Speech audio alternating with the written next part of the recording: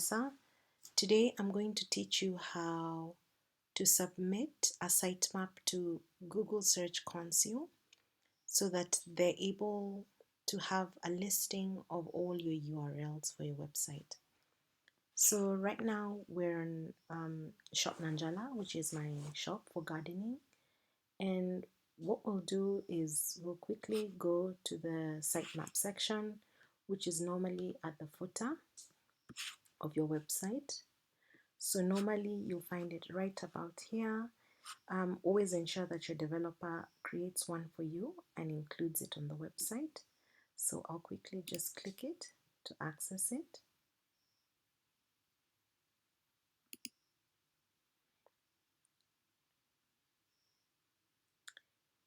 Now, what you'll do is you'll always see a listing of all your links, and this has a good catalog of what I sell on this shop, right?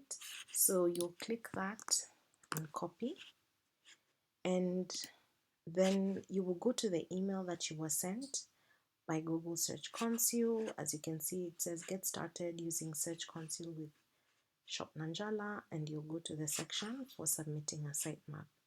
So you'll easily click this link, and as I mentioned, it's for Google to at least know you and also improve your ranking.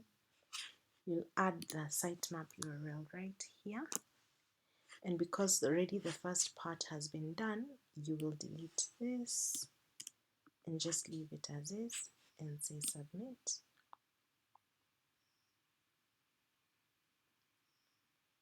And it will simply tell you sitemap submitted successfully. Google will periodically process it and look for changes. You'll be notified if anything goes wrong in the future. Got it? It's as simple as that. Thank you for watching.